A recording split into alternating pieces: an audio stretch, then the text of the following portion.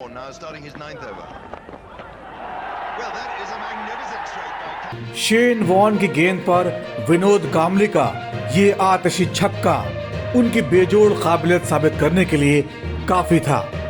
एक दौर में भारतीय टीम के चमकते स्टार बल्लेबाज और सचिन तेंदुलकर के साथी क्रिकेटर के तौर पर पहचाने जाने वाले विनोद कांबली आज अस्पताल के बिस्तर पर मौत से जूझ रहे हैं। 52 साल के इस पूर्व भारतीय क्रिकेटर विनोद कांबली के अस्पताल में भर्ती होने की खबर ने सभी को चौंका दिया था। बताते हैं अचानक कांबली बेहोश हुए और उन्हें ठाणे के एक निजी नर्सिंग होम में भर्ती कराना पड़ा। मेडिकल रिपोर्ट्स आने के बाद पता चला उनके दिमाग में खून के थक्के जम गए हैं। उनका इलाज कर रहे डॉक्टरों ने मीडिया के साथ मेडिकल रिपोर्ट साझा की तो लोगों को काफी दुख हुआ।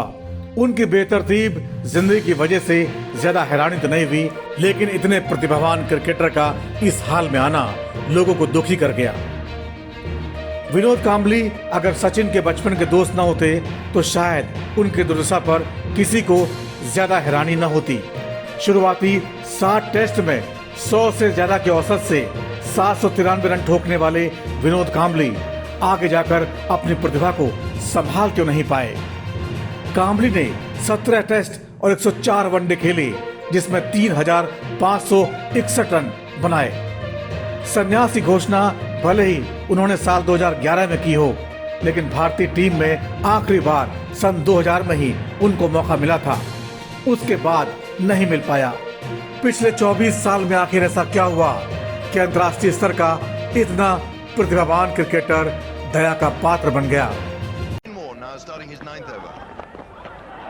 Well, that is a magnificent straight by. क्या ये केवल किस्मत का खेल था या इसमें ऐसा भटकाव शामिल था जिसमें लापरवाही और अनुशासनहीनता का बराबर योगदान था। क्रिकेट के भगवान माने गए महान सचिन तेंदुलकर और विनोद कांबली ने मुंबई के आजाद मैदान से करीब एक साथ अपने करियर की शुरुआत की थी। 1998 में हैरिस शील्ड स्कूल टूर्नामेंट में सचिन तेंदुलकर और विनोद कांबली ने 664 रन की साझेदारी करके वर्ल्ड रिकॉर्ड बनाया और धूम मचा दी थी। 18 जनवरी 1972 को मुंबई में जन्मे विनोद कांबली ने 1991 में करियर की शुरुआत की और अंतिम बार भारत के लिए साल 2000 में खेला। अपने पहले 7 टेस्ट मैच में कांबली ने 100 से ज्यादा के औसत से 793 रन बनाकर तहलका मचा दिया था। कांबली ने अपने तीसरे ही टेस्ट में शतक ठोककर क्रिकेट की दुनिया में धमाका कर दिया। पहले 7 टेस्ट मैचों में 4 में डबल सेंचुरी थी। कांबली ने 18 नवंबर 1994 को ऐसा रिकॉर्ड बनाया था जो पिछले 26 सालों से बरकरार था। उन्होंने टेस्ट की केवल 14 पारियों में 1000 रन पूरे कर लिए थे। वे भारत के लिए सबसे तेज टेस्ट में 1000 ही रन बनाने वाले बल्लेबाज बने। उनसे कम पारियों में केवल 3 दिग्गजों ने ही 1000 रन पूरे किए थे। यही वजह थी कि उस दौर में कांबली को सचिन से बड़ा बल्लेबाज माना जाने लगा था।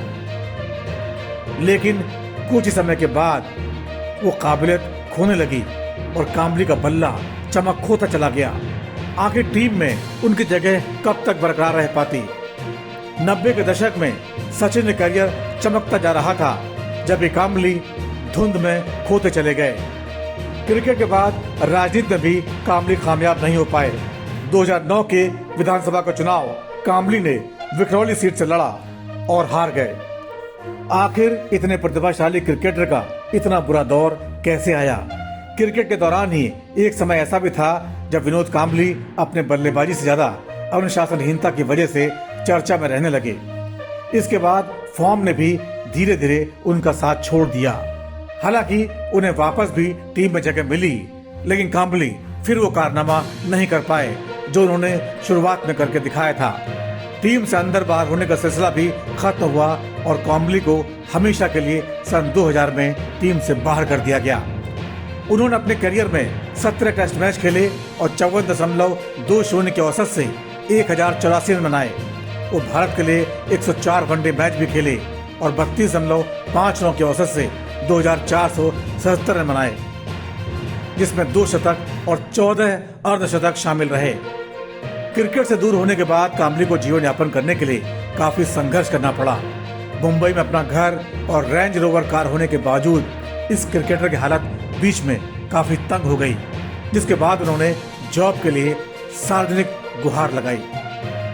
मिड डे को दिए इंटरव्यू में कामली ने कहा था उन्हें क्रिकेट जुड़े किसी काम की तलाश है। वे मुंबई क्रिकेट संघ से अपने घर के पास क्रिकेट जुड़ा कोई काम मांग रहे थे। 2019 में मुंबई T20 लीग में वे कोच का काम कर रहे थे, लेकिन कोविड की वजह से ये काम भी खत्म करना पड़ा। उनके दोस्त सचिन ने उन्हें मुंबई के नेरुल के मिडिलसेक्स ग्लोबल एकेडमी में कोच का काम दिलवाया, मगर कामली के लिए हर दिन 30 किलोमीटर दूर नेरुल जाना एक थकाने वाला काम साबित हुआ। उन्होंने इंटरव्यू में कहा था, मैं 5 बजे सुबह उठता था, कैब लेकर DY पाटिल स्टेडियम जाता, मेरे लिए ये थकाने वाला काम हो गया। उसके बाद शाम को मैं BKC मैदान पर कोचिंग देता। मैं एक रिटायर्ड क्रिकेटर हूँ। मैं BCCI से मिलने वाली पेंशन पर पूरी तरह निर्भर हूँ। इसी से मेरे परिवार का गुजर बसर होता है। अब सवाल ये है, क्या नौकरी के लिए 30 किलोमीटर दूर जाना क्या सचमुच थकाने वाला काम माना जाएगा, जबकि आप एक एथलीट रहे हों? यहाँ तो आम आदमी महानगरों में आपसे ज्यादा सफर करते हैं।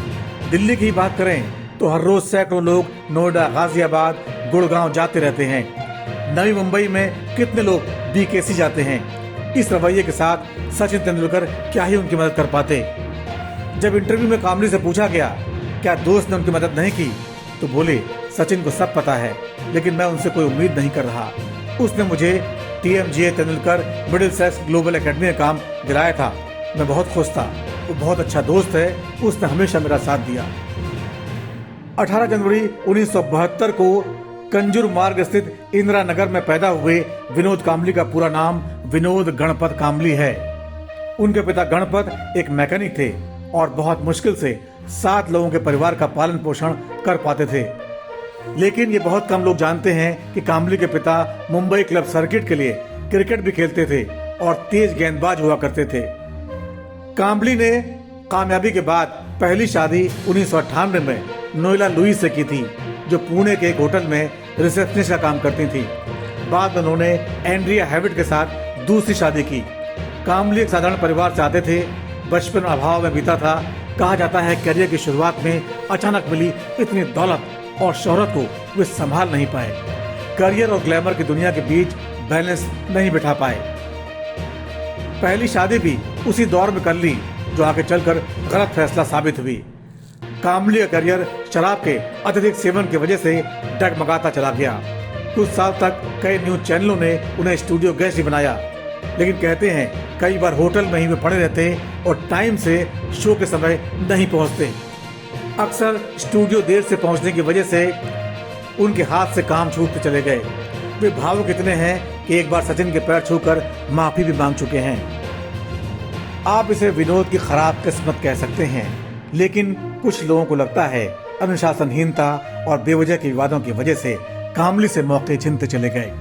आज के दौर में जब क्लब लेवल का क्रिकेट खेलने वाला भी इतना ज्यादा पैसा कमा लेता है और कामली जैसा महान बल्लेबाज कैसे जीवन यापन के लिए संघर्ष कर रहा है। बात 1996 की है, वर्ल्ड कप के सेमीफाइनल में।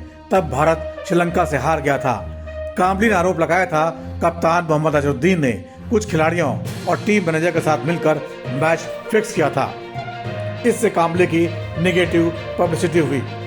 साल 2009 में कामली ने सच का सामना कार्यक्रम में आरोप लगाया था। उन्हें टीम में भेदभाव का सामना करना पड़ा था।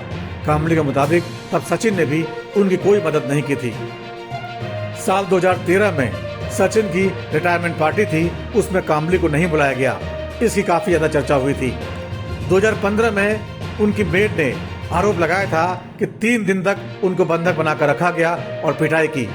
मेड ने मुंबई के बांद्रा पुलिस थाने में बाकायदा शिकायत दर्ज कराई, जिसमें आरोप लगाया गया था कि 2 साल से उसे सैलरी भी नहीं मिली। कामली को तब जेल जाना पड़ा। 2018 में कामली की पत्नी एंड्रिया हैविट ने मशहूर बॉलीवुड गायक अंकित तिवारी के पिता राजकुमार तिवारी पर छेड़छाड़ का आरोप लगाकर उनकी मॉल में सरेआम पिटाई कर दी थी। हालांकि सीसीटीवी फुटेज में राजकुमार तिवारी एक बच्ची के साथ जाते हुए देखे गए, जो उनकी भतीजी थी। उस बच्ची ने कामली की पत्नी को खेल खेल में चपत लगा दी थी, जिसकी वजह से यह हंगामा खड़ा हुआ। साल 2018 में ही बांद्रा पुलिस ने शराब पीकर अपनी गाड़ी से दूसरी गाड़ी में टक्कर मारने के आरोप में कामली को गिरफ्तार किया। उन्होंने भारतीय महिला क्रिकेट टीम के कोच रमेश पवार की पत्नी की काट ठोक दी थी। तो ये कुछ ऐसे उदाहरण हैं जो बताते हैं कि प्रतिभावान कामली के जीवन में कितना उतार चढ़ाव रहा, लेकिन इसके लिए जिम्मेदार कौन है? उनका अनुशासनहीनता करना, बेवजह के वादों में पड़ना, शराबखोरी करना और अपनी लय को बरकरार न रख पाना। कामली का जीवन आज के युवाओं के लिए एक सबक की तरह है कि आखिरकार अगर शुरुआती सफलता मिली है तो उसको बरकरार रखना भी जरूरी है। हिमालय न्यूज़ की रिपोर्ट।